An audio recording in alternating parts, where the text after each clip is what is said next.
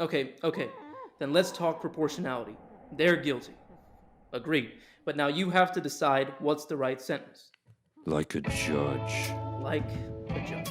Ever hear of the code of Hammurabi? Let the punishment fit the crime. Eye for an eye. Eye for an eye? You want me to blind them? No, all they did was trash talk. So I cut their tongues out. Wait, see, I'm advising that you make the punishment fit the crime. Punishment fit the crime. Columbia neckties! I cut their throats and I pull their lying tongues through their slits, biznatch! Or you could give them black eyes. Black eyes? That ain't nothing! That one day, Holmes, you already got black eye. Stop helping. Or you could sprain their ankle. Sprain? They're skateboarders, right? That's how they run their scam. They can't skate. You hit them where they live. I ain't spraining nothing, bitch! I'm gonna break their arms and I'm gonna break their legs! Arms? When did we get onto arms? I'm cutting their legs off.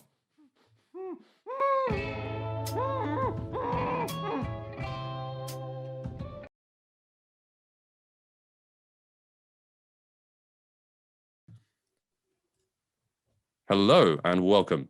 Today, the Sauvignon Blanc, we are going to discuss the top 3 television shows of our own choosing with some honorable mentions. And in this format, we like to interview each other and try to get them to defend and suggest why their chosen choice is in their top 3. So I'm joined today with Pete. Hey, Pete, how you doing? What's up? What's up, my man? Not doing too bad. Yeah, it's That's all right. good to know. I just wanted to say before we talk about anything else, we are finally live on YouTube. So you can now find us on YouTube. I believe it's linked through our Instagram as well as our Simplecast. There'll be a website link as well to YouTube, where we are actually using webcams. It's good to actually have a webcam, even though we need better webcams. But nevertheless. We'll sort that eventually. So what have you been up to, man? What's new with you before we start? Not much. Yesterday I actually finished the Snyder Cut. That's all the craze right now. And as you know, because we talked about it, I didn't go into it expecting too much, but it surprised me. I actually think it's pretty good for what it is. It's not the best thing since sliced bread, like everybody says, but it's very, very good in parts. There were a few things which I thought were actually amazing, but overall it comes together quite nicely, and I think it's quite impressive that it's 4 hours, but it doesn't drag at all. Yeah, so I do recommend you watch it. Actually, well, as you know, as we've discussed, I'm just starting to watch it. It's a long flick, so it's going to take a little while. The time is not the greatest thing in the world. It goes quickly, so 4 hours, we'll get through it. I'm quite excited, and maybe we'll be talking about this at some point. But yeah. But aside from the Snyder Cut, you and I are working now on our Valheim review / deep talk, and we have a special guest, one of our friends and colleagues, who will be coming on to provide some third-party analysis as well. Really excited to get on and finish that. It'll be uploaded soon. But for today, we've done the structure before with games, but now we thought we would hit the big boys, the television series. And the way we're structuring is quite similar, I believe, but we're going to try to make it a bit shorter and more condensed and more effective to listen to. So the formula and the format goes as such. We're going to mention one particular TV show that we like each. First of all, one person goes, and then we have a discussion, and then the other, and then we have a discussion. And then eventually there'll be an interview-like section where we'll try to get the other person to provide some more insight. And then some honorable mentions. I think I've covered everything we're going to. That's it, pretty much. That's enough, for sure. Yeah. But I guess, first of all, the reason we wanted to do this is you and I are big fans of television shows, big fans of film, big fans of games, big fans of media. And we have dedicated a lot of our time and effort to watching great shows. So we would love to just discuss the best ones if we can. And we flipped a coin for this just before, and you won the coin toss, so you're going first. So always go heads. Yeah, always go heads. Always go heads. Anyways, all right, I'll just get started, I think. So my first pick, definitely first place for me, for a favorite TV show is Better Call Saul, actually. Not Breaking Bad, Better Call Saul.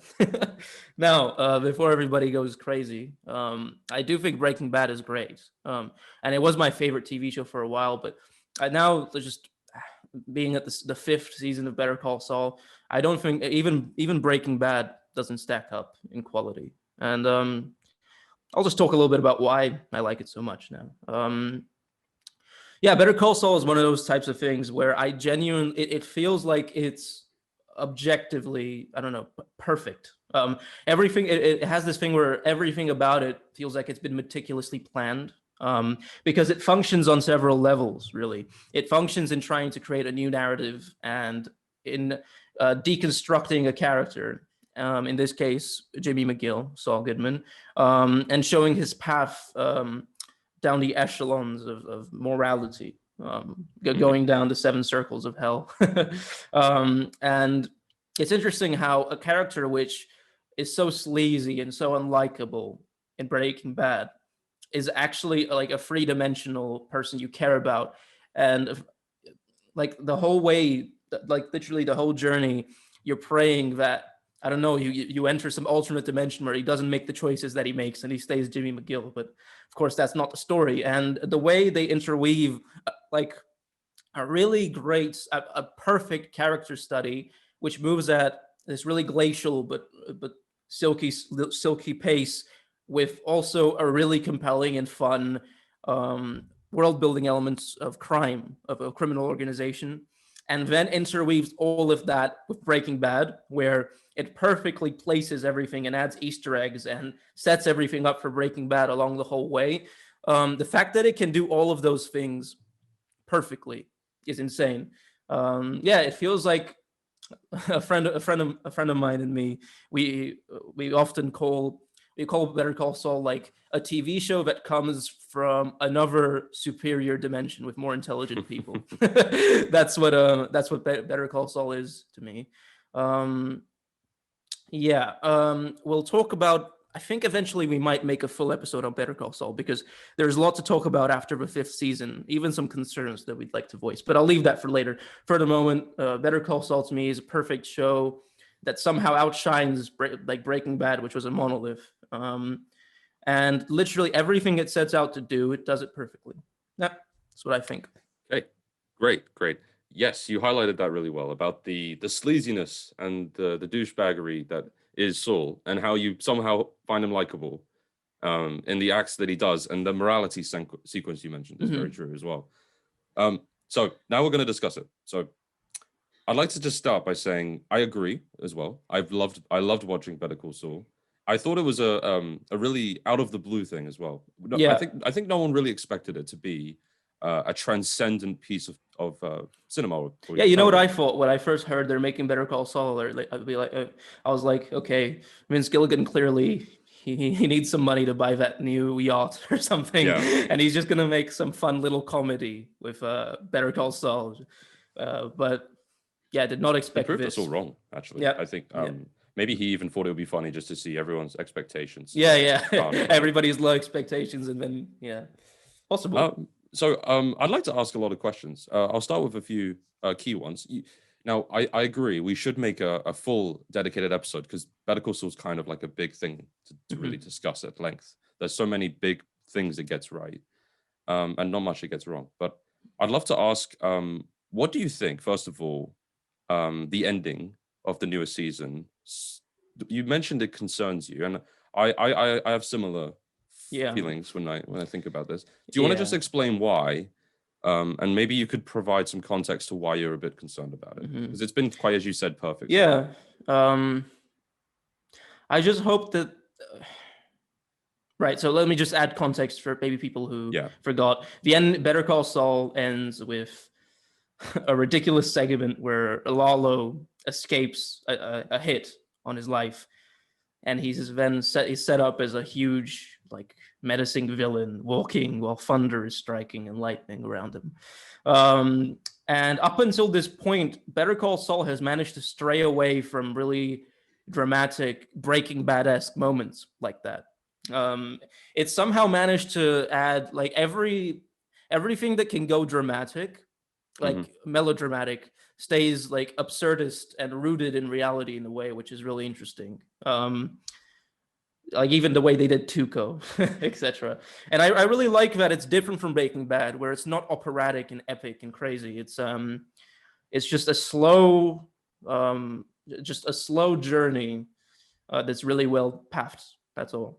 And that's good enough for me for Better Call Saul. And what it seems to me that they're doing with not Breaking Bad, but with the ending of Better Call Saul in season 5, it concerns me because to me it feels like Vince Gilligan listened to the people that said that they wanted to be more like Breaking Bad, and they wanted to pick up the pace. Come on.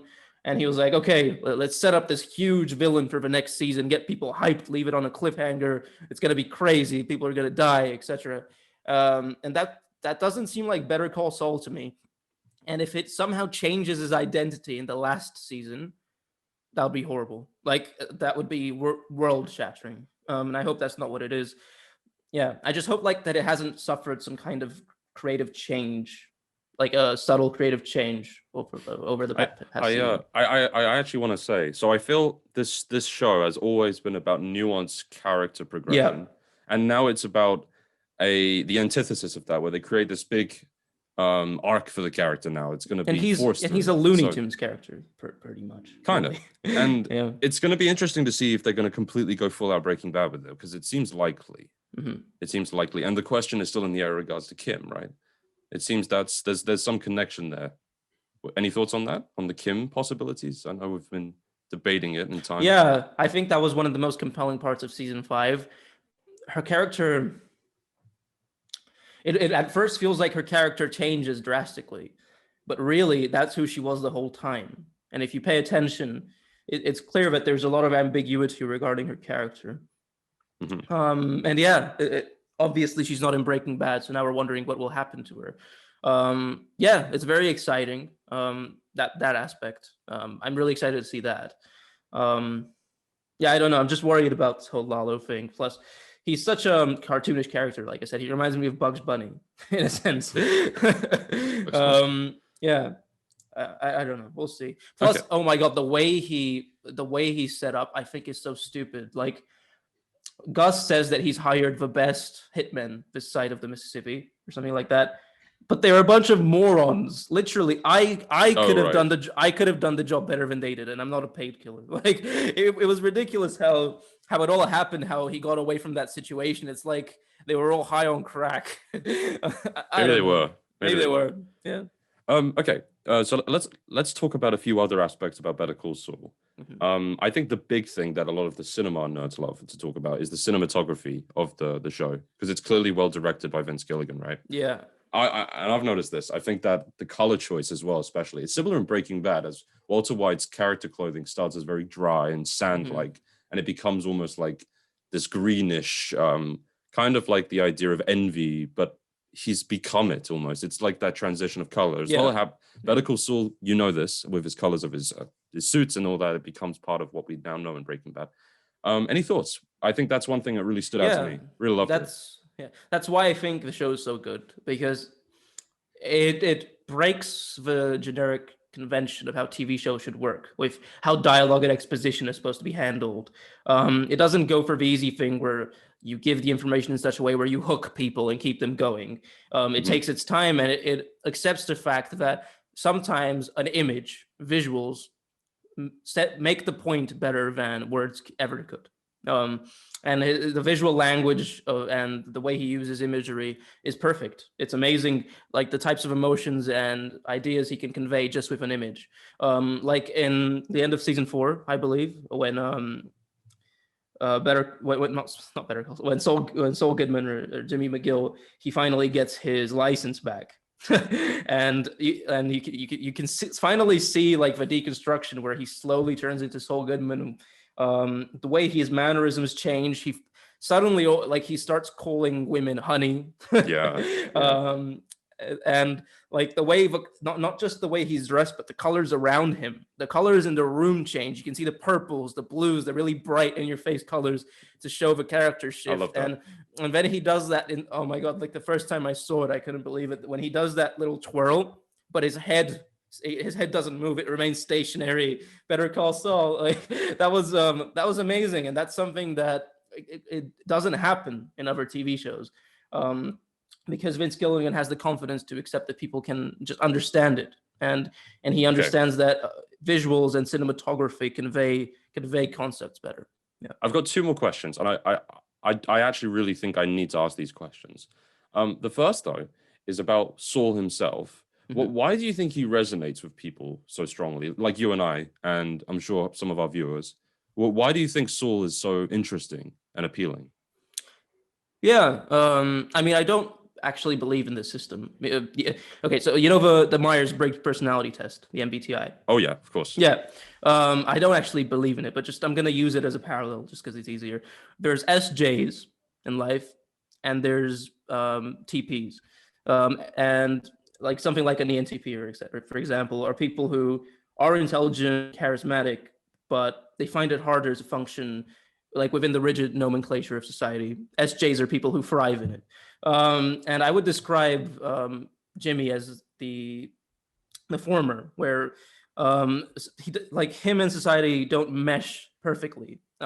He doesn't like to follow the rules in that way, yet he's always put down by people like his brother, who are social creatures in that way, where they function based on the bureaucracy and how everything is set up. And he's like, he is somebody who is clever enough and intelligent enough and charismatic enough to succeed despite everything that it goes against him naturally.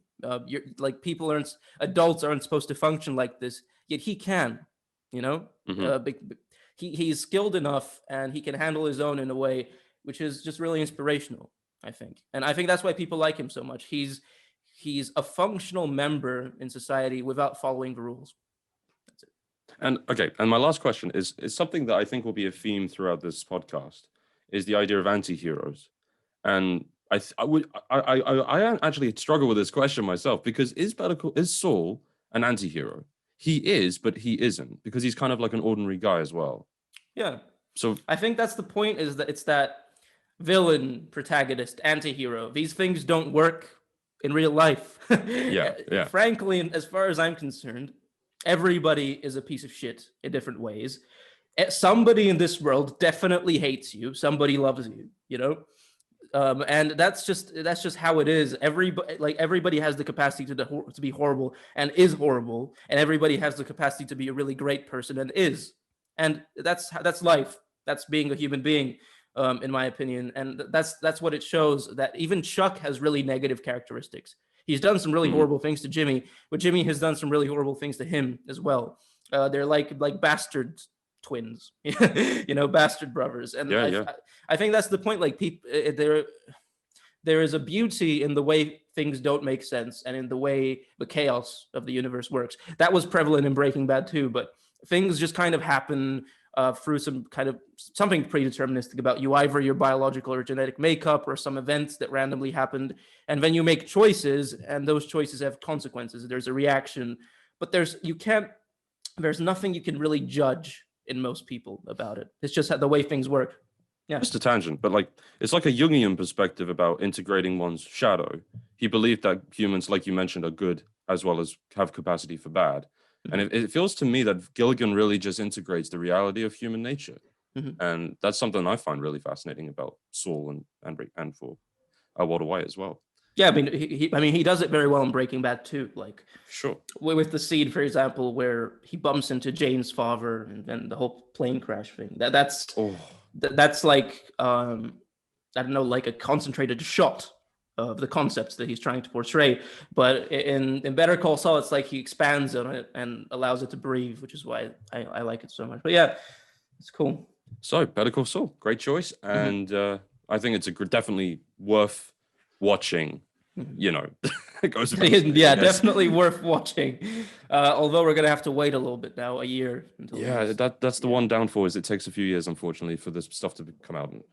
Understandably so. Yeah, sure. Now, I guess it's my first choice. Yeah. So I'm gonna choose Mindhunter as my first choice. I think actually over the last few years, it's been my favorite television show, and I've rewatched it on a few occasions. So Mindhunter is a psychological thriller about two FBI detectives, and they are tasked with being the very origin of investigating serial killers. So it's a very dark and gritty story, and you follow two main characters, especially one named Holden Ford and his colleague Bill Tench.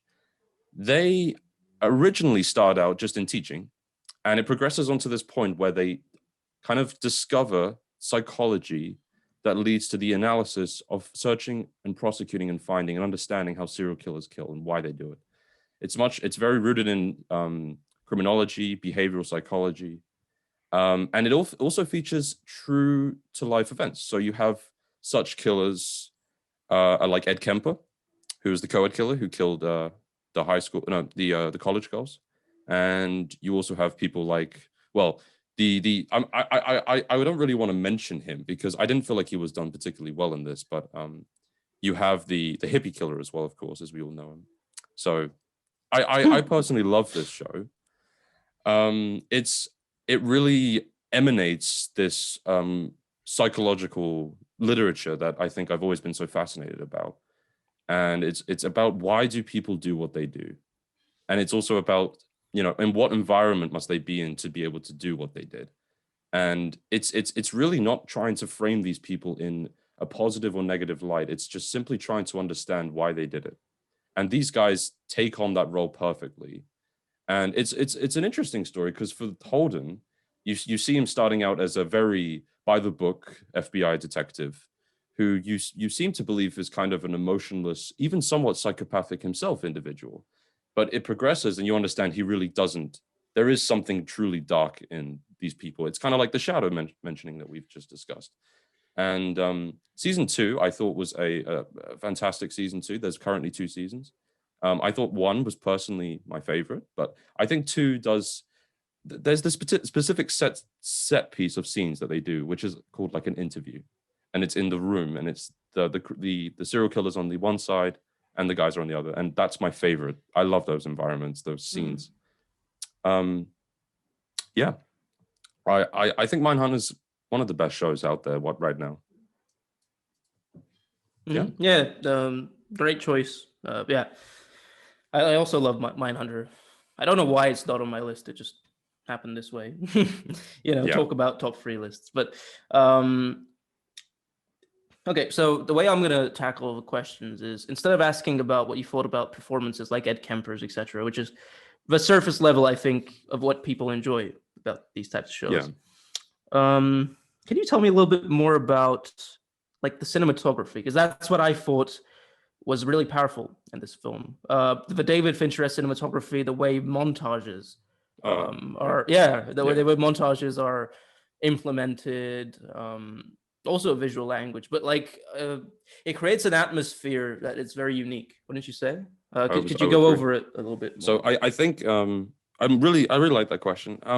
So I can think of 2 specific instances where cinematography is used for a really crippling effect. There's imagery like the recording tapes, the old-fashioned 70s and 60s recording tapes, and it's slow motion, the reeling of the tape, the slow-mo of the turning of the sound, even the score. It's used to suggest this unnervingness of psychology. It's just rooted in imagery. And you have this beautiful juxtaposition where you have then scenes where, like montages, where the 2 guys are traveling through planes, having breakfast. They're just the standard of life, just doing the it's a bit so things you do on an everyday basis. But then you have keeps on slipping into the future. Yeah. And I find the imagery itself, it's always trying to get behind the viewer, and it's trying to enshrine the internalist view of what's happening in imagery. I don't know how to explain it more so than that, but it's really unnerving. There's scenes where you will see close-ups of the killer's particular parts of their clothes. I remember one scene with, I don't remember the specific character's name, but he's the shoe masturbator. I'm sure you know who I'm talking about. Yeah. And there's scenes where you're just looking at his hands with handcuffs, and he has very huge hands, and he's a creepy guy. There's scenes where you're looking at, as I mentioned, the tapes. It all kind of personifies this killer like vibe. Yeah, it's in the performances too. Like this is actually one of the more understated ones. But do you remember the guy? What was his name? The answer is yes, but what do you? Like the kid, the young kid, the younger one of the killers, the one who asks for the drink, the one who asks for Dr. Pepper or something like that constantly. No, which one was? There's the one who killed the little girl with the rock. Are you talking about the guy who was in the trees? No. Or are you talking about the other guy who was What's his name? oh no. The guy who kept on asking for like a Yes, bribe I remember. I with remember now. drinks. Like, I remember yeah, now. Yep. yeah. Like even that performance was really great. Just the performance of showing either the emotion of it on his face or the lack of emotion. Right. There was a part where they finally convinced him to start speaking, and he talks about what he did, and he talks about it in such a way where it's like he's just describing his morning. Right. I can't remember the script exactly, but he was like, could I yeah, could I just he talked about like the chaos of the scene too, where he was like, I chopped her head off. There's fucking blood everywhere. Like just the way he does it.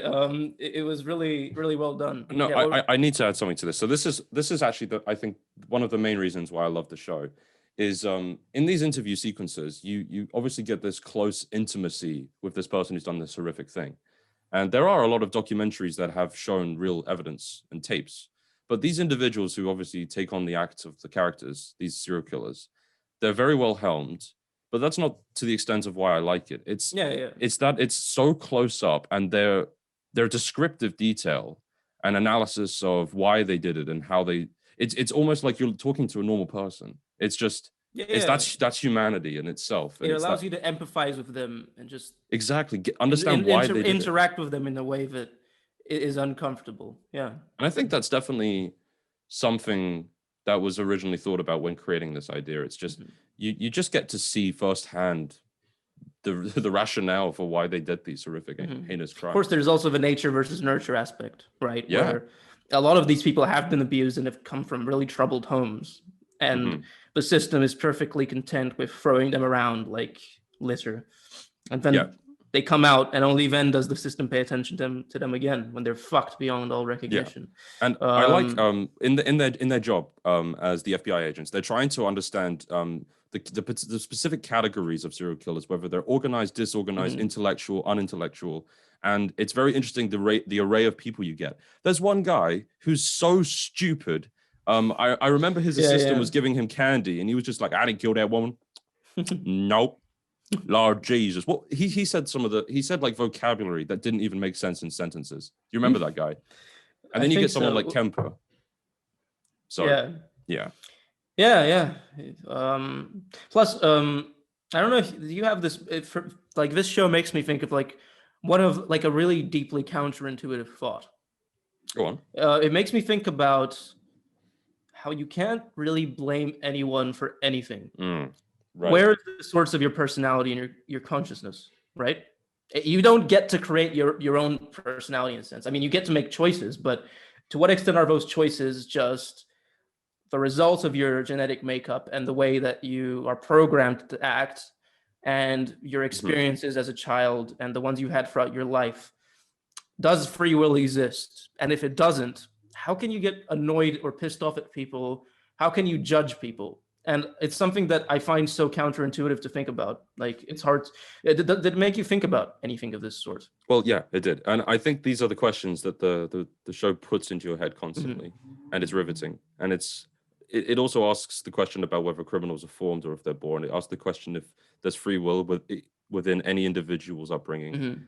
And it kind of asks you to think about these things, but it doesn't ask you to take a stance on it.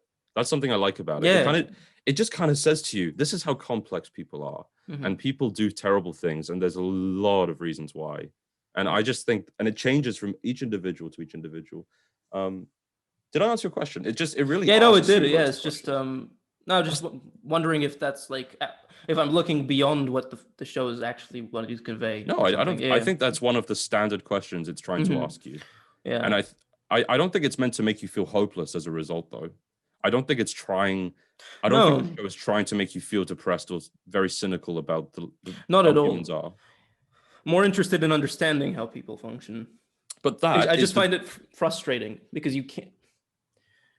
I don't know. It's a very frustrating, counterintuitive idea for me. The fact that you can't look at somebody in a judgmental way or etc. because maybe I don't know. Maybe there wasn't really free will behind the way he acts. Like maybe you could like randomly out of the blue today in the morning say, fuck you, Pete. I hate you. And like obviously something would have happened that would have made you say that. And to what extent was it really you? I don't know. Well, It's really counterintuitive. I don't. I think it does emanate that thought, but you also have to take the other argument that these people still make a choice at the end of the day. Yeah, yeah. So it's not entirely the case that these people are against. They're without regard to judgment. These people Oh yeah, I'm deserve to not still saying be, that yeah. they should still definitely be incarcerated. And Well, it's just logical. yeah, yeah. But I just wanted to conclude on that. Unless you have any further questions, I wanted to say that that's what makes this show so fantastic. Is it just postures so many questions to you about human nature and the idea of death and murder and what it actually takes. I mean, look, we just had like a really about it now, just for the 100th time, just by mentioning the show again. So yeah, it definitely fosters like conversations. Great choice. Thank you. Yeah. Okay. Shall I move on to my second pick? By all means, sir. All right. Looking forward to hearing it. My second pick is yet another very dark show about criminals. Oh my god. Right, let's go. God. True Detective. Heard about it? I'm sure you have. I actually think all 3 seasons of this show were very good. I know a lot of people disliked 2, but I still thought that was a pretty good season. And 3 was a return to form in a sense that it's like 1. But okay, so I'm trying to think about how I'm going to structure this because there's 3 different stories here. I'm going to start with the first season because I love all of them. Yeah. I don't know. It introduced such like an infinitely complex character, really, with Rust specifically. Marty was also interesting, like a fun character to see his journey, but nowhere near as interesting as Rust. And I think that's purposely so. He just seems like the type of person who has a lot of knowledge and has ways of articulating it, but doesn't really know what he thinks at the end of the day. And so you can see him go through different tangents, which make you think about different things. And the way they implement Nietzsche, the idea of eternal return and being like stuck here in your body, in your life forever. Just really, really disturbing, dark, melancholic thoughts. And then you couple that with the fact that there's also like a very compelling actual mystery that spans like a really dark, corrupt, seedy America, really. The fact that it utilizes like the southern countryside, which in its lack of funding and the way it's so behind in terms of society and civilization, and how all these cities, these villages start to look together, etc. I don't know. It creates like a really weird hypnotic atmosphere, I think. A weird hypnotic atmosphere that primes you to think about some very dark ideas. Yet on top of that, it's also quite fun in the sense like this of the Notorious episode where Rust goes into his alter ego character Crash, the biker. Oh, that's amazing. And there's that legendary one take scene where he rescues the guy, where he kidnaps the guy. It still has a lot of that. Amazing. Yeah, amazing, of course. And there's even like some comedy in it, and the camaraderie between Woody Harrelson's character and McConaughey's character. It does all of these things really well. So basically it has like a really compelling basic mystery and buddy cop thing going on, but on top of that it adds really deep philosophical aspects, such Nietzschean ones, etc. The star of it is clearly Rust, though, for sure. Yeah, that's why I like it so much. I just wanted to say one quick thing before you continue. I was asking myself this question: why do I like such dark stories? And I think it's a hard question, and I think I have a kind of an answer. Like, I'd love to hear what you think. I think I have a proclivity towards depression, and then when I have such a thought, it hits me harder when I see these kinds of things. Do you know what I mean? So like, I have a rather neurotic mental state sometimes. And then these kinds of things, when I see them and listen and hear and understand them, I think it just hits me so much harder than maybe an average person. And I think that's why I like them. That's not why I find them interesting, but that's interesting.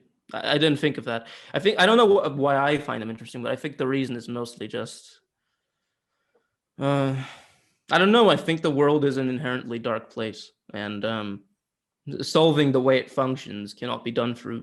It cannot be done through positivity. Frankly, I don't know. It's not a wonderful world, and that's why I like these, because it goes into that. I think that's what it is. Do you think really, for that's me. an external force or an internal force that makes you see that way? It's a handshake in a sense between them. Hmm. Obviously, if the world around you, like, I'm not living in like a war zone or anything. I obviously have a comfortable life. It's not about that, but I mean just politically and looking at everything around you and thinking about the future. I don't see how you could have anything but some negativity, and that obviously affects you internally. It's a devilish handshake. Maybe it's just the fact that humans don't look at what we're grateful for enough, and then we see all the problems that exist. Sure. And Yeah, there's yeah, always problems to be solved. There's never things to appreciate, but that's like you just don't how. think about your house you're living in and how sturdy the floor is, because Right. I mean, I engineers do did think that. about that sometime. Like if it's like when it was like really snowy for like a little while back now, and it was cold as hell and it was slippery outside, and I got Mhm. inside, I was like, oh, there's walls and heating in here. It's amazing. No, not just that. It's always 100% perfectly working. Yeah. So like, Yeah. and you're never grateful for it. Yeah, it's a level. Yeah, you're right. Yeah.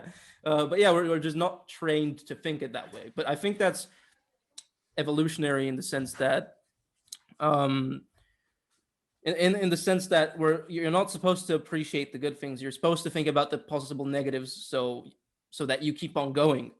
If you Mhm. get ignorance, and you get if you don't think about all the possible dangers that can happen, you can get sloppy, and that could lead to really horrible things happening. I think that's probably what it is. I was Maybe. gonna say, I think your mum wants to be on the podcast. Yeah. All right. Um, okay, we better continue with your Yeah. topic here, because we were talking about True Detective. I want to let you speak a bit more if you'd like to outline seasons 2, 3, and so on and so forth. That's gonna be very long. Okay, season 2 is okay. It's a very misunderstood season, I think. A lot of people focused on the tone of it, which was admittedly very dark, like much darker than the first, actually, which is hard to believe in a sense. But I feel like it was trying to make like a really interesting point, and it still dealt with similar themes of corruption and of the inability to shine a light on corruption and how deep it goes, because it's everywhere. It's in our nature to be greedy. It's in our nature to focus on our own well-being rather than the world around us, and eventually it reaches a point where it's such a spider web, and it's also fucked that it's irreversible. I think it kind of represents what's happening with big data nowadays, with how our data is being traded. It's been going on this long without our knowledge that we've reached a point where it's too late to fix it. Yeah, and this does it from the point of corruption and criminal organizations. And I like that the three main characters are not good people or heroes that are going to save the world. They're just another one of the thousands of people of this sort who are just dealing with life in this circumstance. Yeah, so I thought that was really compelling. The score was interesting, but admittedly, it was a very dark show. Perhaps a little bit too dark just for regular watching. I don't know. Sometimes life is stressful enough. You don't need to watch something like this. I think that's actually, I think that's actually where this comes from. And yeah, just quickly, season 3 is a really cool season. It's kind of a return to, as opposed to like the darkness. It's still dark, but it's got more of like a groove going on. I don't know, and in its tone, it feels a little bit smoother, a little bit cooler. Yeah, it's got like a really dope main character, and the fact that it deals with that one character, but as his perspective changes throughout his life in a non-linear fashion, it kind of highlights the how memory is not. You can't trust your memory in a sense. Memory is very imperfect, and how your perception as a person changes with age in ways you can expect. Yeah, just a lot of really interesting themes dealt with in unique ways over the course of these 3 seasons, and that's why it's on second place. Yeah.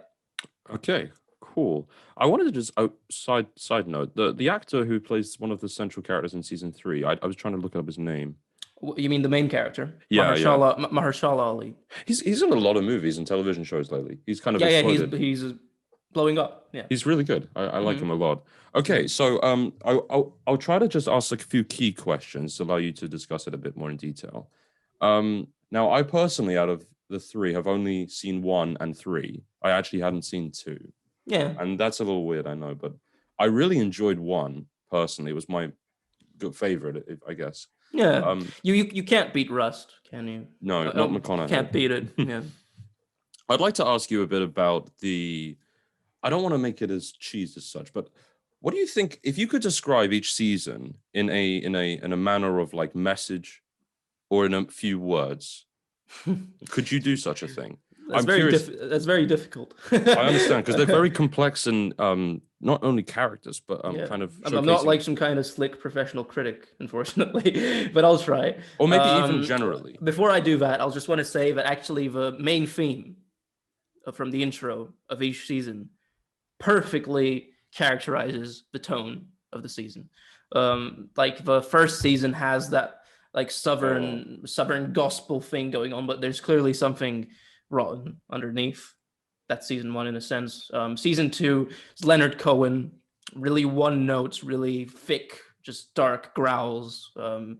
And really guttural low notes over just an unrelenting bass line. It's just one color. It's black, one textured black. And this third season, like I said, it's got more of a groove. It's got something smooth about it in its darkness. It's got a little bit more nuance, I'd say. Season three, plus it's a more season three is a more humanist tale, so it's not as epic in what the soundtrack sounds like. Okay, now if I describe it briefly, I don't know. Season one is an introspective crime drama.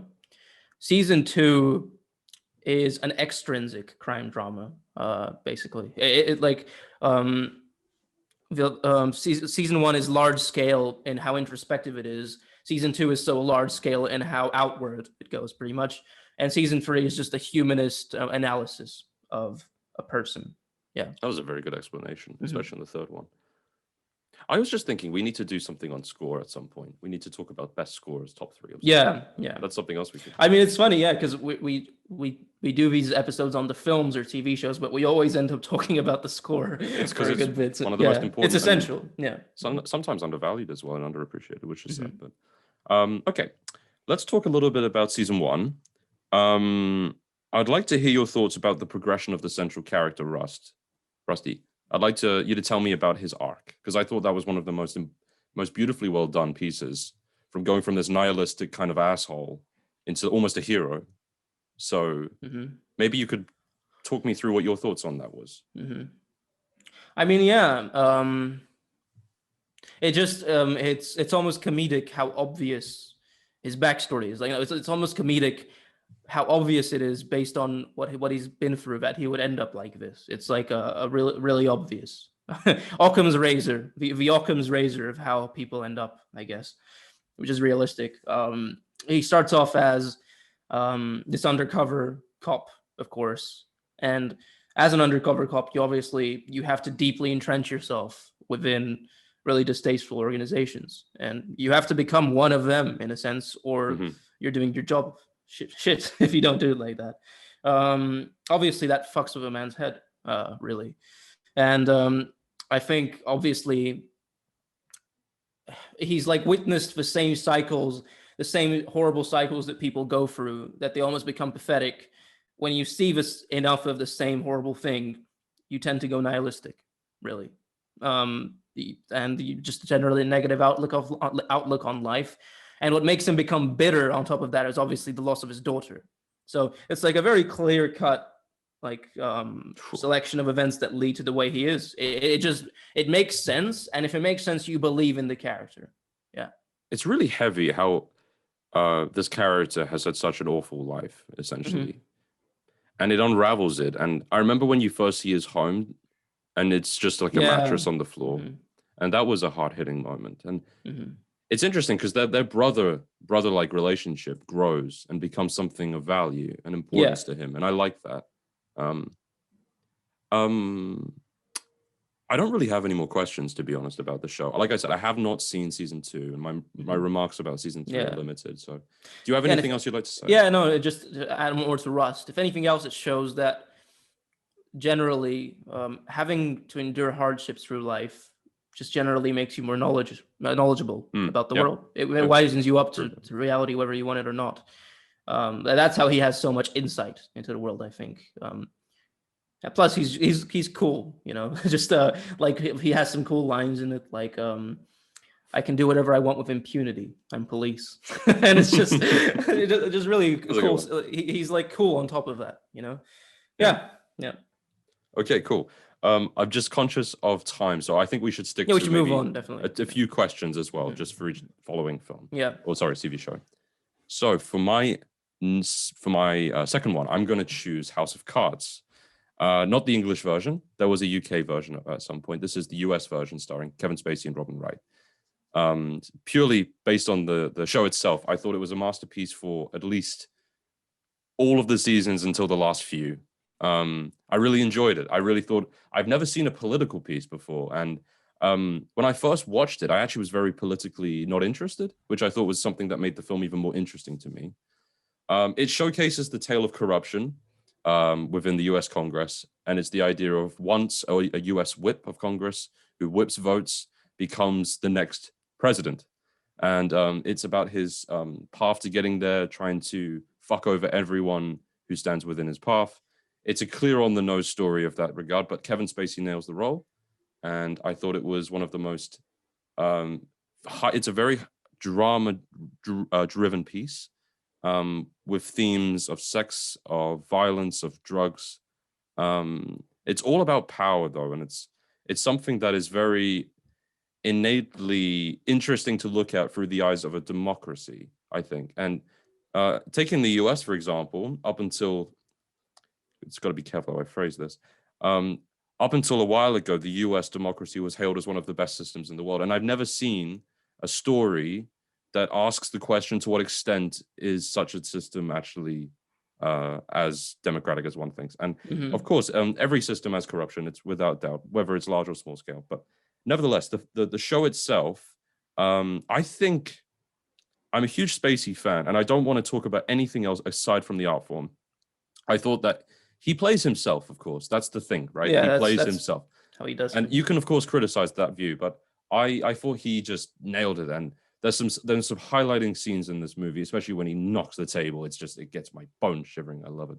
I love the concept of power being used wrongly. It's the intertwining of one's own ego across with respect for colleagues. He's so psychopathic. Again, this is a very dark podcast, I've noticed. But anyway, and I also thought Robin Wright was a star in the show, and I thought she nailed it. Yeah, sure. And I thought she was a fantastic. It was interesting to see a power hungry woman who was also wanting to take the presidency. Now, unfortunately, I didn't think it nailed it when Spacey left the show, but I'd love to hear what you think. And if you have any good questions about my choice, I'm happy to answer. Yeah, sure.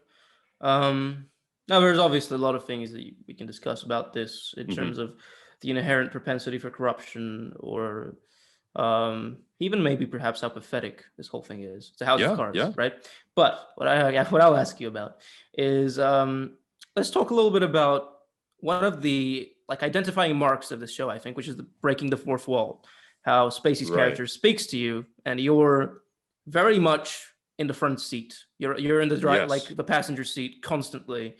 I think that's normally I wouldn't like that, but it works here. I think it's used as a very interesting mechanism to introduce you to this world and to allow you to know more about it and have an insight into the this monster of a main character's thoughts. Let's just tell me a little bit what you think about it, etc. Yeah. So Bertolt Brecht, famous a famous artist in theater, was the origin maker of the breaking of the fourth wall. And it's used usually to communicate either exposition or internal monologue. And I think in this case, it's used mostly for internal monologue. So that's why one reason I love it. It's not really an expository method of telling story. You see story through the scenes of the corruption that goes on. But I I think it's a reflection of his ego constantly Mm. bashing you. It's it's relentless. Mhm. And I think I don't think it's for everyone as well. I think some people may find it to be just absolutely absurd and of too much egocentralism that you just simply cannot even entertain the idea that it's a story. It's just about one person, really. But and I liked what you just mentioned before. You can perceive the whole show, and this includes the breaking of the fourth wall, as just pathetic, because Mm. it's a construction of one's own internal thoughts of power and egotism. But I thought the breaking of the fourth wall was something that at first I was a bit unsettled with, because at the party about the first election victory, it's something that just doesn't kind of click instantly, but it kind of does when he has a conversation with one of the characters, very polite, very, of course, psychopathic. Speak to you later. I will fucking kill her. I hate this bitch. And it's just, and that shit just it's definitely a unique experience. I don't know how else to say. Yeah. It's What are your thoughts, Pete? very compelling for sure. I don't know. It feels to me what I liked is that it makes you feel like you're a part of this world in a sense. It Mm. places some of the responsibility or some of the weight onto you, the person who watches it. Yeah, It lets you participate in the world in I a like sense. that. It makes you feel like an accomplice, right? Which Yeah. makes sense because it's like a transfer of power. Everybody has to have shit on somebody else. Right. Now he has shit on you, the viewer. That's what it feels like. Which I thought was cool. No.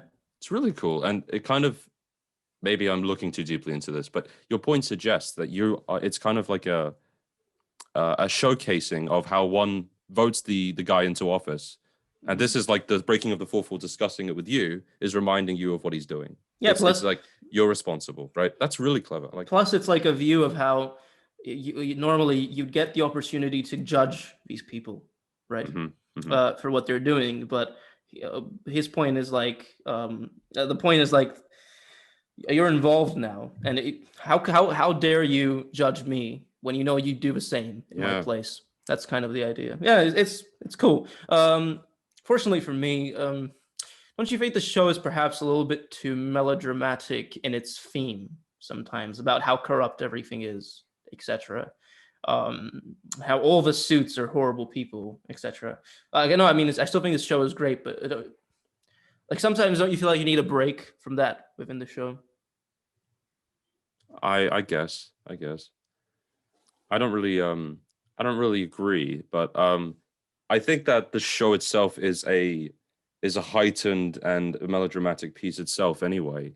You know, as some pieces of art are, they ain't really based on anything. It's just to showcase an idea or a possibility, or to suggest, have you thought about it this way? Yeah, it's a ride of one, what would you say, one wavelength, I guess. Yeah, definitely one wavelength. Yeah. Um, Perhaps a criticism, but also a benefit. So, like, when circumstances like where Zoe Barnes is pushed in front of a train, where it's taken to the extreme, or when trying to think of the character's name. Peter Russo, one of my favorite characters in the show. When he dies, it really hits more. It hits more in a sense of understanding. Yeah, feels very banal, very mundane. You know, just another Tuesday. Exactly. No, I get it. Yeah, and I think that's something that really rubs you the wrong way. Like it's a snake underneath the grass almost. It's like, okay, all of this comes to this, and it's just nothing. All right, moving on. Now without the White House. Right. Yeah. Interesting. I feel like we've been dancing around this, so I still think we should discuss it because I think it's something that should be discussed. I think this is one of those shows where you consider the aspect of what's more important, the person himself, the actor, or the art that has been created as a result of him. Does like the things that have come up about Kevin Spacey, do they impact your enjoyment of it at all? Okay, etc. Just along those lines. So, is it okay to mention, before the podcast we had a discussion about this, and I actually agree with you. I think it's important to mention this, and there may be people who disagree. So, my position is this: Kevin Spacey is an asshole for what he did, without question. I believe it was proven beyond reasonable doubt in a court of law. Therefore, or if it was settled out of court, regardless, if he's guilty, he's guilty. I don't think that corresponds with the art. Okay, it's like, for example, I'll take another example. So, for example, if you take Russia, and if you take the awful things that happened in the collapse of the Soviet Union, there's still beautiful literature, and there's beautiful artwork of propaganda, for example, and it tells a story, and you can disconnect the artist from the art. Mm-hmm. And I hope most people do that. I worry in current society that people don't. It's deplatforming, it's cancel culture, which of course sometimes can be absolutely warranted. Private businesses also have the right to do as they wish, which Netflix did. But nevertheless, my view is this, that Kevin Spacey's acting in this was phenomenal. Yeah. And until the alleged incident was proved, he should have remained on the show, in my opinion. Maybe you're absolutely welcome to disagree with that. That's my view as a consumer. Maybe as the business, it's something else. But for me, Kevin Spacey made the show, man. I thought he was amazing in American Beauty as well. But in this specific show, he played, I think, the role he was born to play almost. And what's your views, Pete? I mean, I agree on part of it.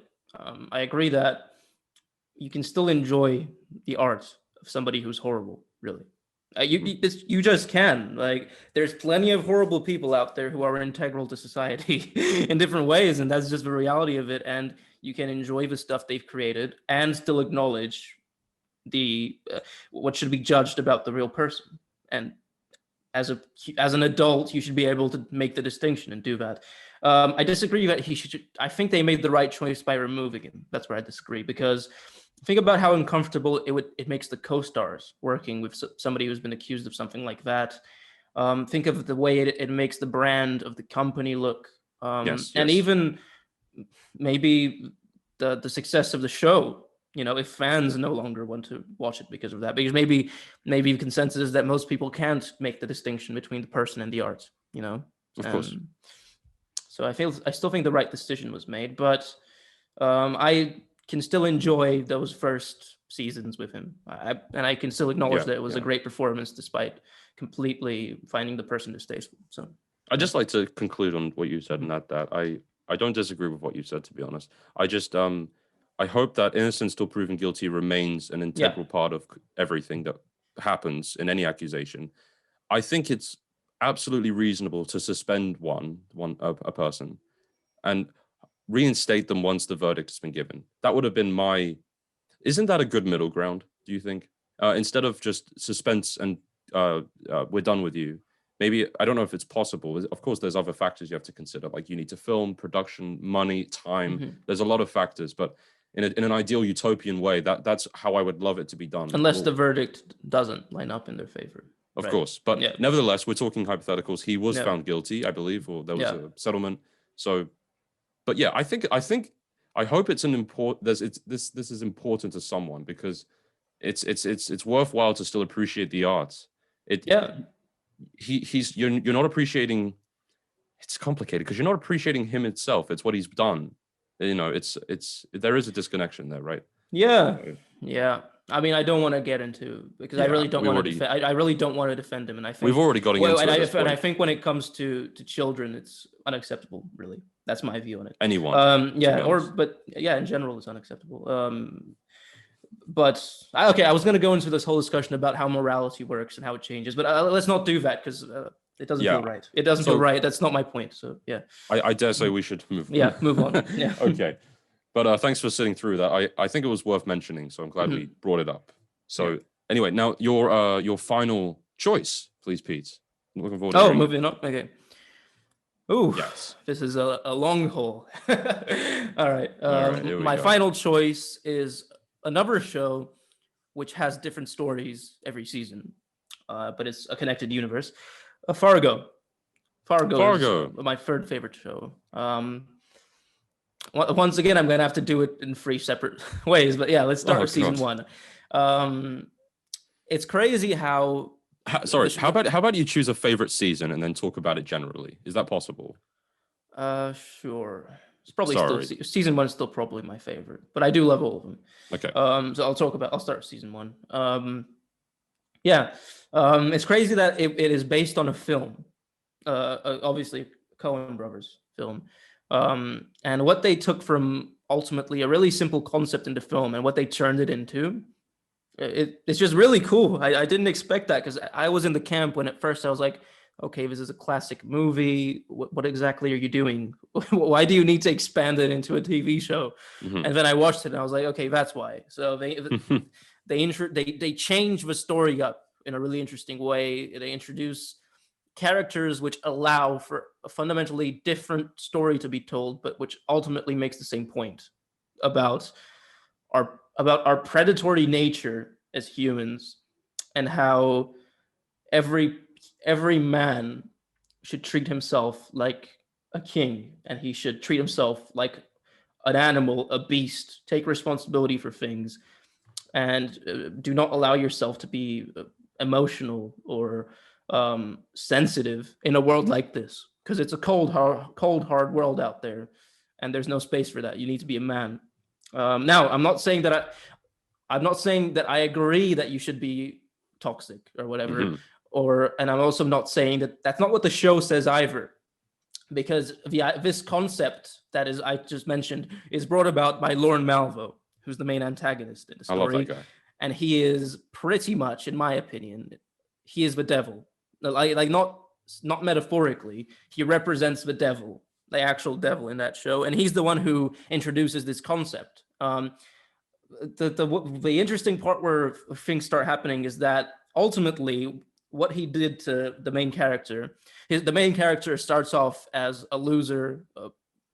I don't believe in the concept of an alpha or beta male, but he starts off as a more sensitive guy who's he's not like a man or like the traditional concept of a man. And he's humiliated by his wife constantly. He's always in the shadow of his older brother. And then this guy, Lorne Malvo, comes into his life, changes everything about the way he thinks. And for a while, it works out for him. It really works out for Lester. Granted, eventually it ends in tragedy. And I think it shows that this whole concept is in a way something that comes from the devil, in that it's only introduced into the equation to just make fun of humans and the things that they go through because they're Yeah. also pathetic. And I think that's really interesting. The main character who plays him so well, like I mean, Lorne Malvo, the antagonist, he's so good in this. Brilliant. Like he's like Superb. he feels like a wolf, like he's More really a wolf, more like than a that, werewolf. werewolf. Yeah. Um, and I like how it really walks the fine line. It feels realistic, feels like it could happen, but then it also feels a little bit supernatural and cartoonish, and it rides the line really well, which I liked. It's even pretty funny at times, and I think the main discussion to be had about just how mundane and pathetic things we go through are in relation to maybe a greater entity is, and how ultimately the devil, it's not about whether he improves your life or makes it worse. It's the point that he doesn't actually care. He just does it because it's fun to see you go through stuff. Really, you're just a little ant. Yeah, I thought that was amazing. And now I'll just do just I'll just summarize the second season and Sure. third season. Second season kind of has a Oh, feeling like True Detective season 3 does, in that it has a beat, it has a nice soundtrack, it's kind of funnier, it has a bit more action in it. It's really enjoyable. And season 3 is a mammoth, really. It's kind of like a modern take on like the Peter versus the Wolf, and it's about entrepreneurs and how much power they have, what it means to really be wealthy, um, about the reign of big businesses over smaller businesses, and the line between them, between ethics, between morality. And I think all of those, they were executed really well in all of them, and they were all interesting concepts. Yep, that's my third place. okay, I have a great question for you. So, Mm. for season one, I specifically thought this was a very good place to interpret some meaning behind this flick. Um, I want to hear what you think. So, I think personally, this is a thought experiment of someone's mundane life who just almost it takes that mental moment of thinking about what could I do to make it better. Like what the guy who has the terrible Yeah. wife, has the terrible life, has the terrible job, and it's almost like what should I do? What could I do? And it's that, like, again, as we've kind of emanated through this episode, it's about one's ability for destruction. Mhm. And What did you think? What did you think Yeah, of that yeah. like meaning I behind it? mean, yeah, that's exactly what it is. It reminded me of Fight Club in a sense, where Right. the Yeah. it's very deceitful in that it seems like the core idea is take control of your life, stop being a participator in your life. I mean, stop being a spectator in your life, start participating, because there is no future, there is no past, it's just now, and it comes down to you, which is a good idea, but there's something wrong about the way it's executed. Not wrong, but there's something darker behind it, because it shows how in a really comedic fashion like Fight Club, it can go past that and it can go Yeah. into like really destructive, horrible things, which yeah, it's a really fun for, like, that's the thing. It's not just like interesting. It's also fun, it's a fun thought experiment. Yeah, I agree with that. What's your thoughts on the elevator scene? I know. Like, I love that scene is insane, because really did not expect it, because it seemed like Lauren Malva was in character. He had his blonde hair on, and he was still acting like he was a dentist, and I really did not expect him to just massacre those people like that. That was crazy. That was insane. Yeah.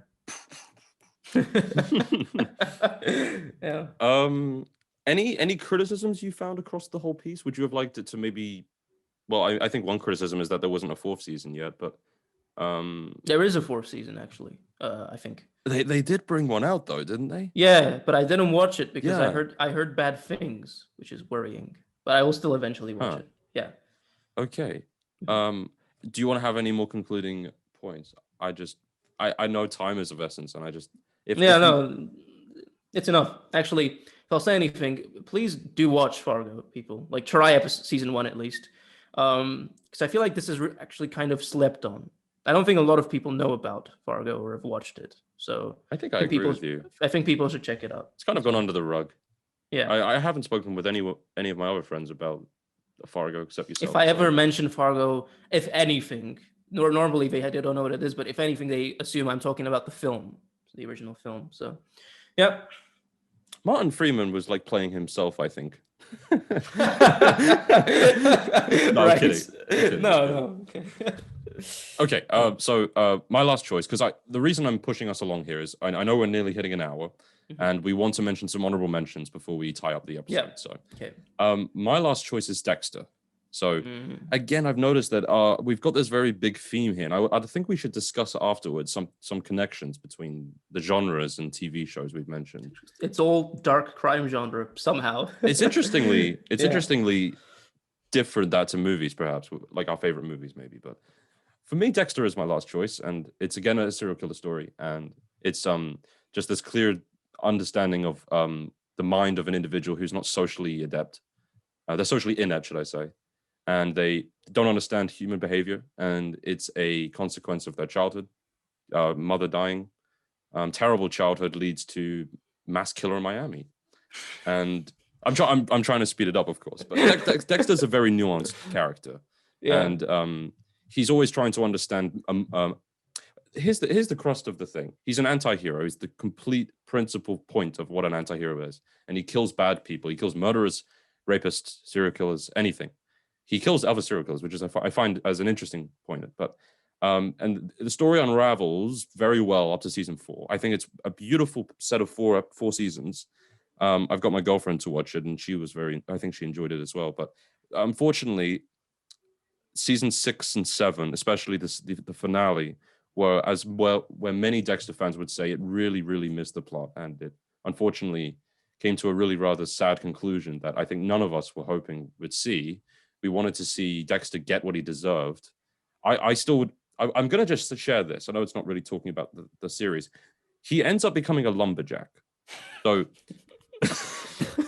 this guy who has obviously killed in the 100. I think someone made a Reddit post. I'm on the Dexter Reddit forum, and I remember a year ago some guy posted about Dexter killing nearly 200 people in the whole show. I think it might even be more.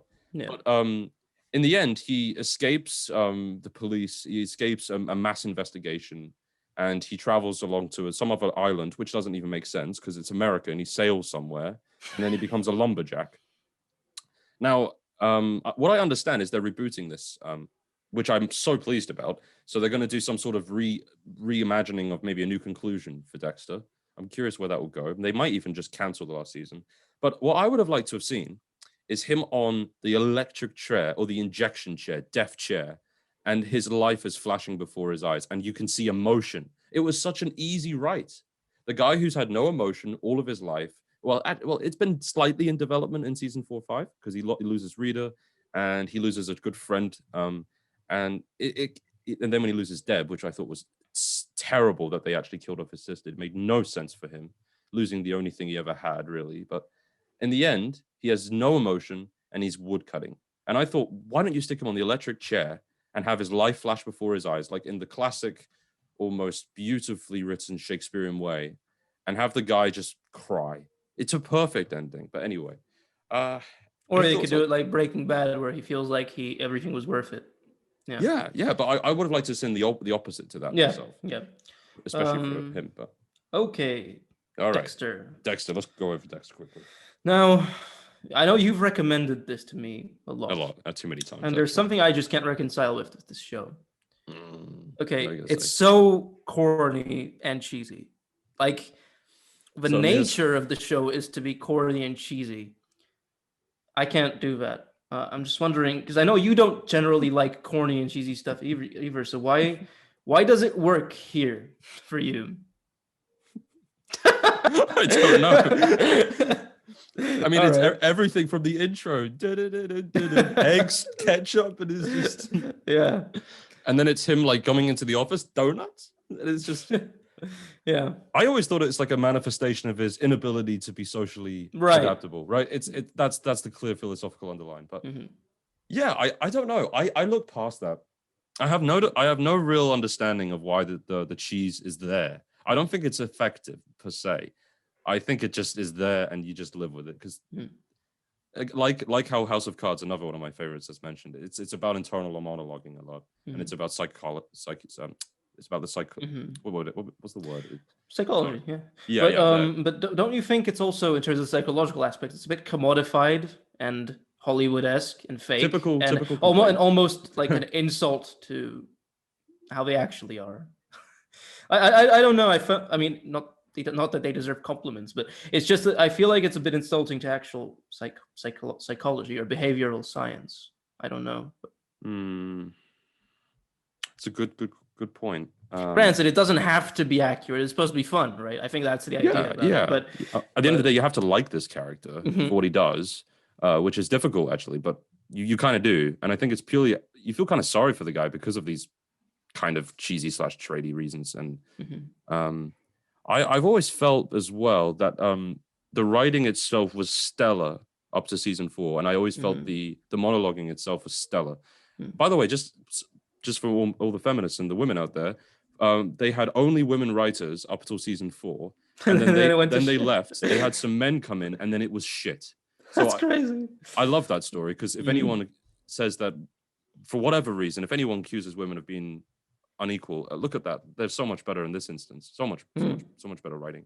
So yeah, did you see season 4? We had this discussion. Yeah, I watched season 4. Yeah. I think that was one of the almost like Game of Thrones-y elements of tragedy. Think of it this way. I tried to explain this once before to another friend. Think of a character who has no social ability whatsoever. He commits the most heinous crimes and doesn't understand why he does it. He has nothing to live for, and all he does is try to find meaning in killing. I know it sounds already itself a bit hard to imagine that. No, I have no issue with the idea. But may I the just finish my execution? thought? Yeah, go ahead. Yeah. And then imagine he thinks he finds love. He doesn't really know what love is.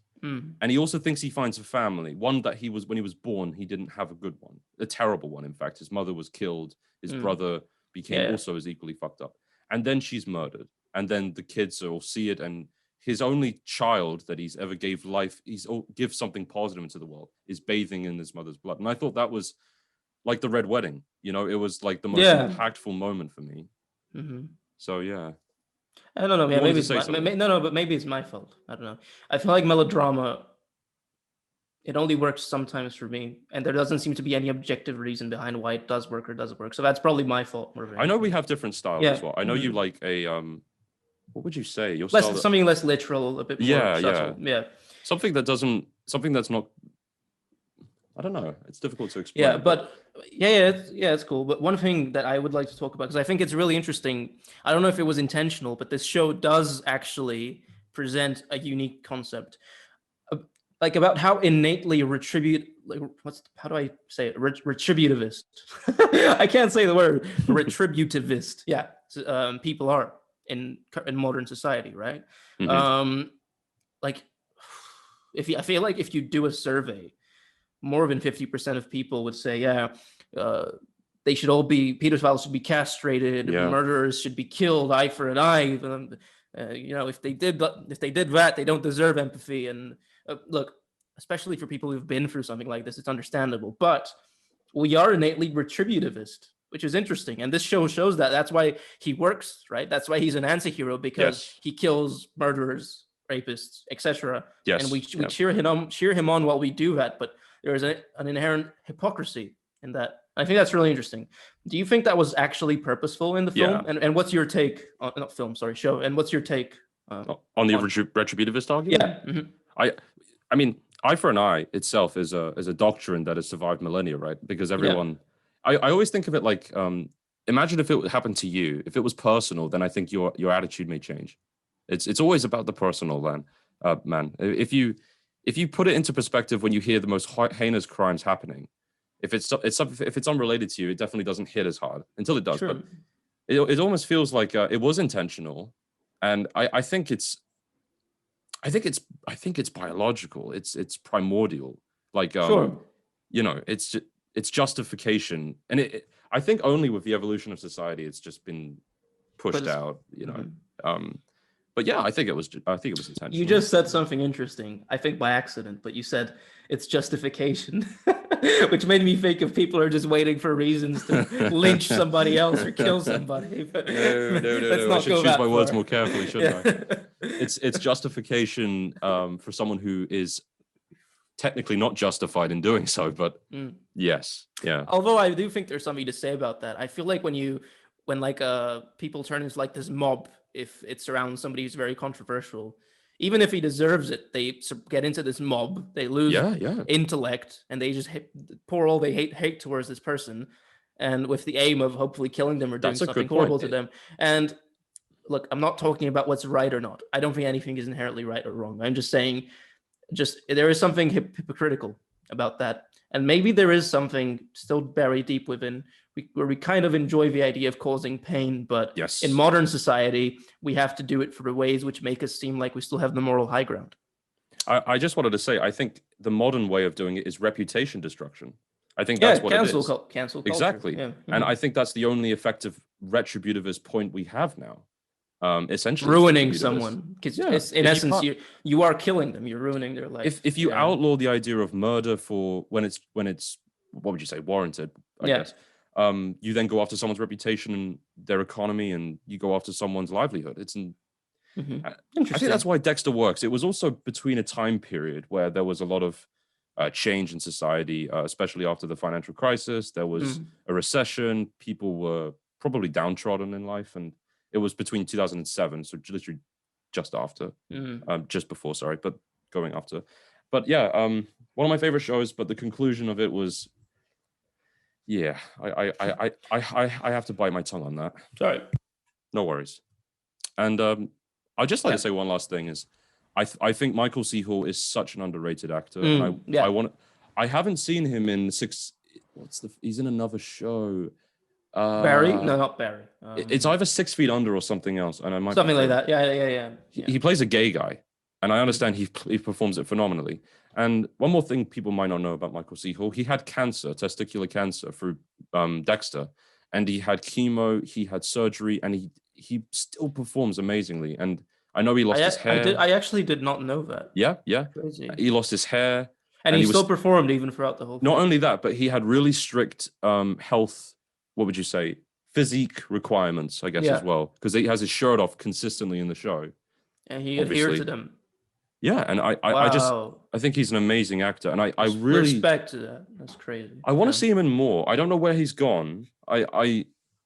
maybe it's just he feels like he's done it, but obviously he's coming back to the next Dexter season, which I TB, no one knows where the ETA is on that. But I hope they fix that. I mean, I hope they fix the ending. Maybe they will. See. I hope you also give it a chance and try to get past the cheese if you get the No, I mean, time. I do like his performance. I'll start watching from season 1 again, I think. Yes. Yeah. Cool. Cool. Okay, that was how much time has passed? It's been about an hour and 20 or an hour and 15 minutes. God. But it's okay because it's lower than our last one, which was two Which hours. was 2 hours. Oh God. You know what? It's a top 3 list. You should expect it to be this long, I guess. Yeah. All right.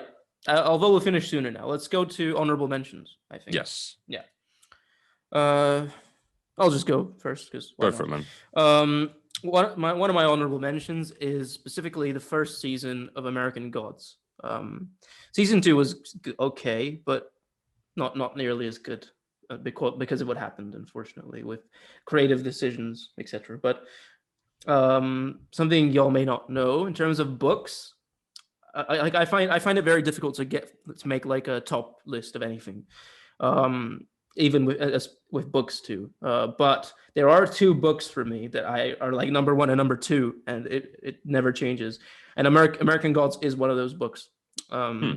It's second place probably for me. Yeah, and I just love this book. And when I heard that a TV show was coming out, I couldn't believe it because you could make a really great TV show with it just based on the visual language of how this film can be made with Americana, with neon washed Americana and southern towns, etc.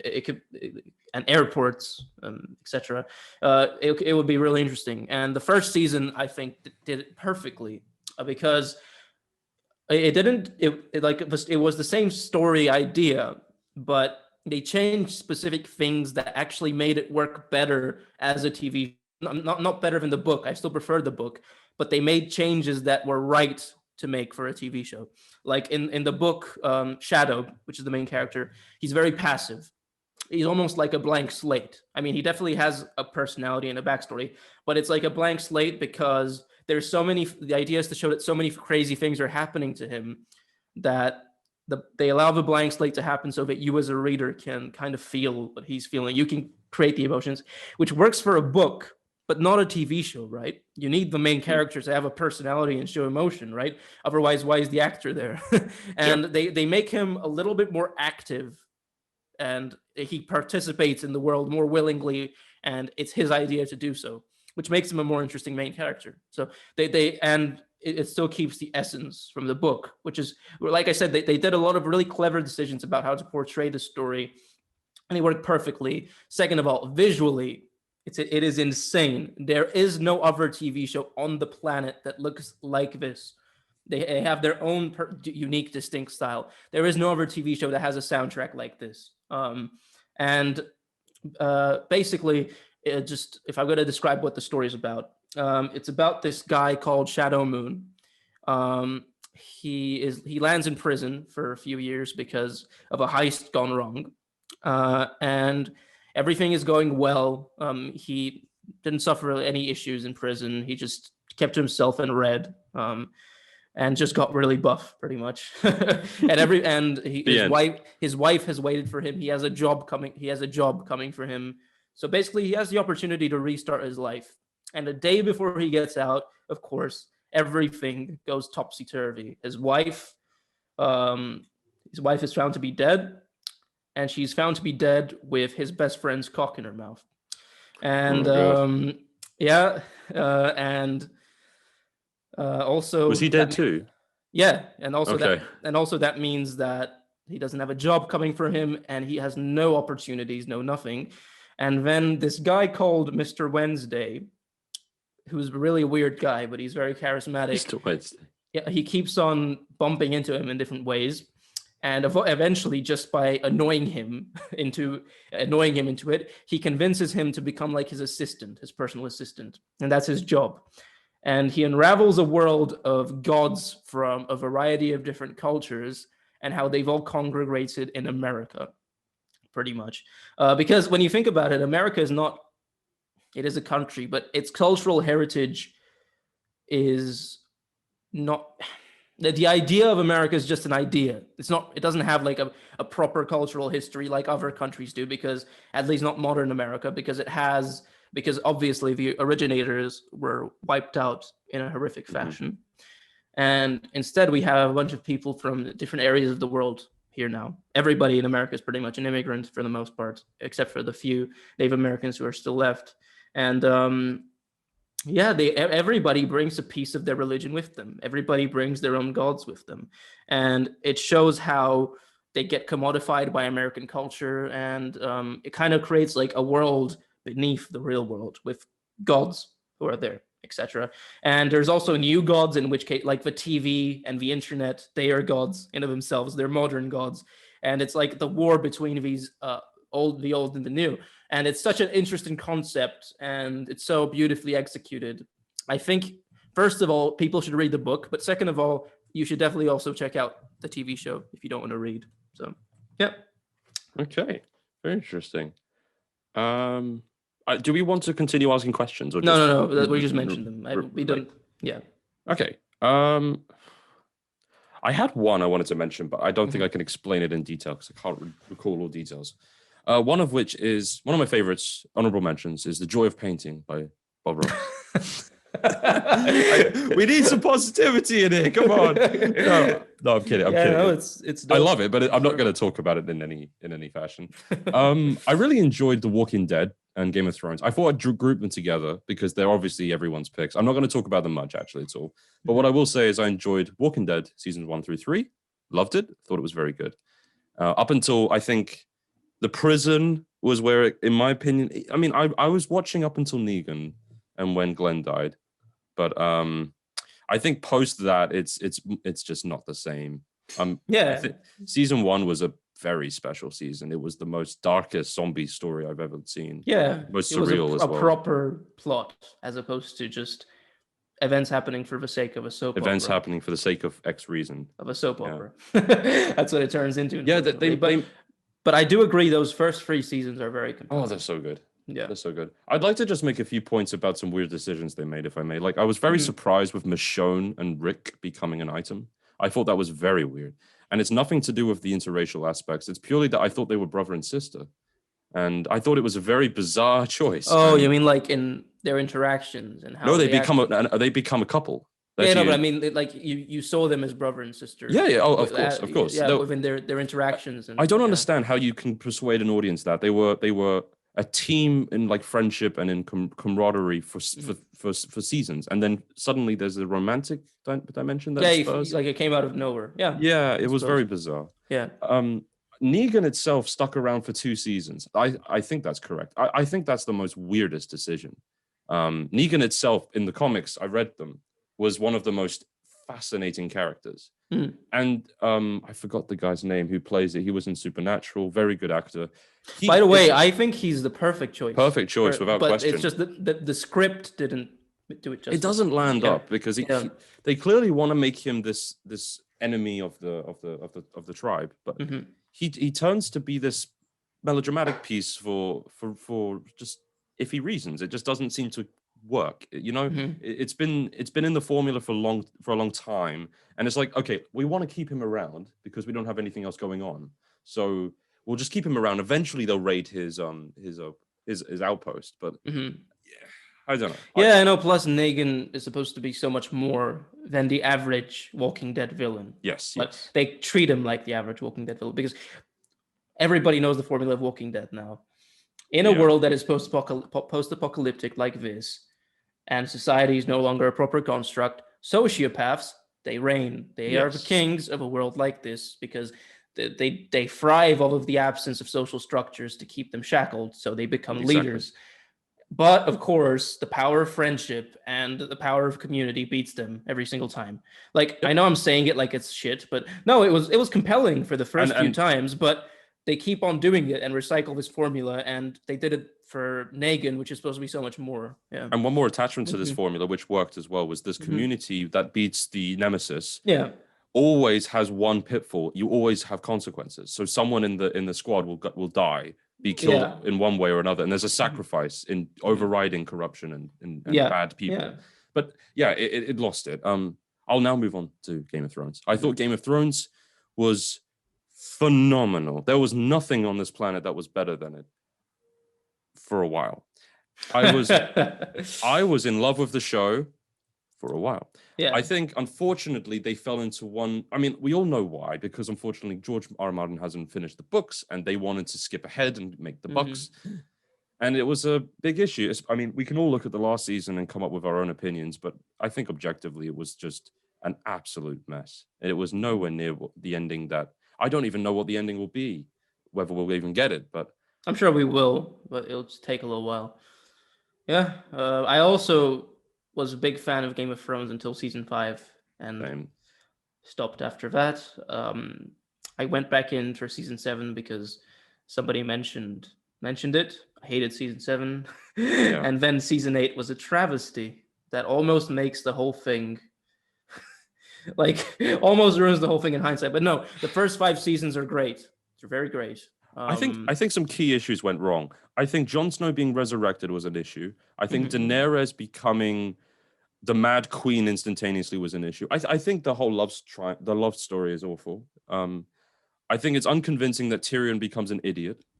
I think it's so sad how they butchered Jaime Lannister's arc when it's one of the most beautiful. Oh my God, ones. they destroyed his arc. They basically discarded it.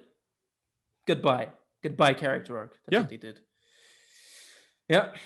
Cersei had lack of change as well. Like she was just the same bitch as she ever was. Yeah, like there was no depth to her character as well, which was really.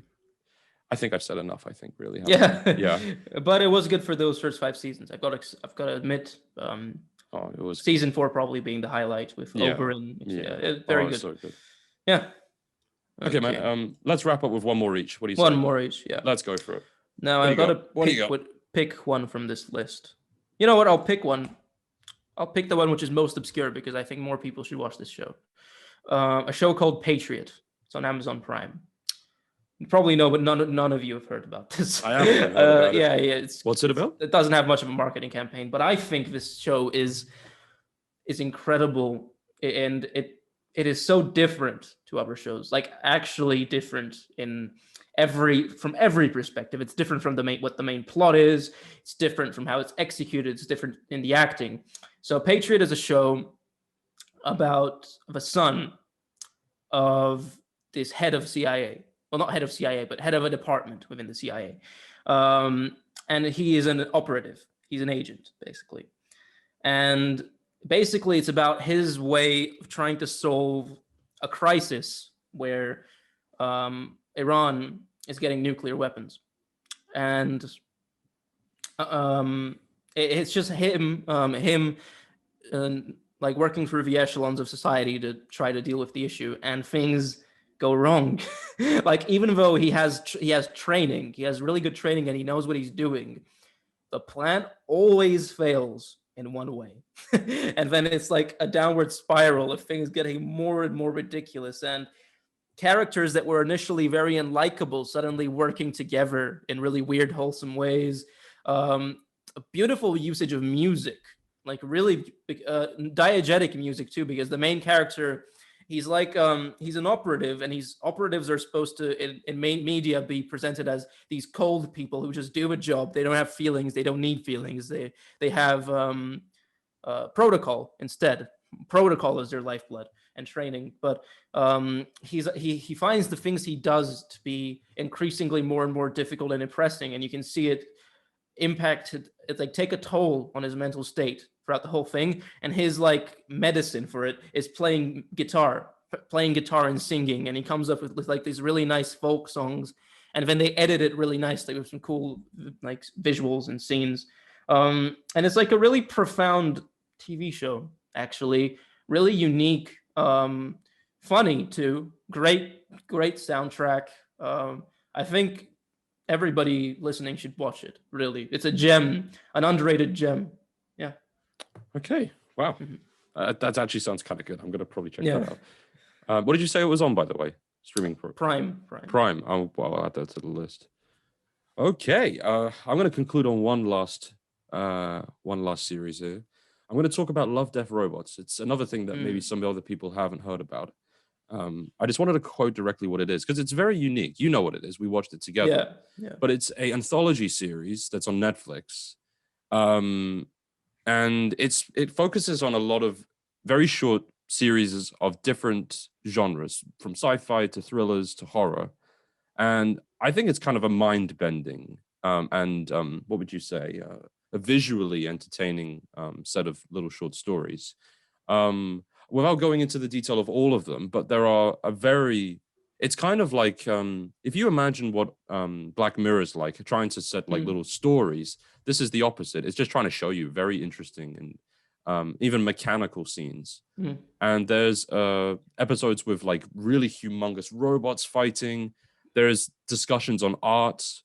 There's a fantastic, one of my favorites is called The Witness, which is a girl who runs through almost like a telltale, like Borderlands looking universe. What I would call it is like a cyberpunk landscape, but in a third world, like in a developing economy. Yes. It's definitely in like a developing third world Yeah. country, I'd say. And I don't really feel like it means much to me personally, but I think it was such a joy and a breath of fresh air to see it. And I was trying to recall the director because it was by someone who I knew. It's presented by Tim Miller and David Fincher. That's why. So, but there's different directors for different episodes. Like yeah. they're the executive producers of it. Yes. I think one of my favorites, I'm just trying to recall what the name of it was. It was the Scrapyard one. Do you remember this one? It was the animated I did not Scrapyard expect that to be your favorite. That's cool. That was my favorite one. Yeah. So that was a really cool episode. I'm not going to say too much because I don't want to spoil actually. But I would suggest if you've got like a couple hours to kill and you don't fancy watching anything too deep, and this is also kind of a bit of a joyous upwards spiral to the end of the episode. Watch Love, Death, Robots. Very cool. Except for my two favorite episodes are depressing. But yeah, my two favorite episodes are The Witness, which is the one you discussed, because like you said, the cinematography, the editing, the interpolation, the effects, and just the general setting in which it takes place, the score, it has like a really cool beat to it, and it's really interesting, and it ties it up nicely with like an interesting overarching story. But my favorite is probably Zima Blue. Blue, yeah. And I mean, it's not depressing. It's contemplative, I'd say. But yeah, Zima. Yeah. I found Zima Blue to be amazing. Well, watch out for that one. Yeah. Okay, so let's sum up. So you guys, I hope you'll agree or disagree. Let us know and reach out of us on our Instagram at _Sauvignon Blanc. Let us know if you agree. Mine are Dexter, Mindhunter, House of Cards. Pete, your three are? I forgot. No, I'm kidding. Okay, Better Call Saul, True Detective, Fargo. Yeah, either leave in the YouTube comments if you're watching on YouTube. Let us know if you like these, if you've heard about them. Maybe we haven't heard about something that we definitely should know about. Just let us know. Yeah. And also, yeah, absolutely. Let's start a little debate if we can and discuss some other great shows. We'd love to hear anything and all. So let us know. And yeah, we'll be bringing you guys the Valheim deep dive / review deep talk we're doing very soon. And look forward to that. And yeah. Sauvignon Blanc out. We're out. Okay, that's it.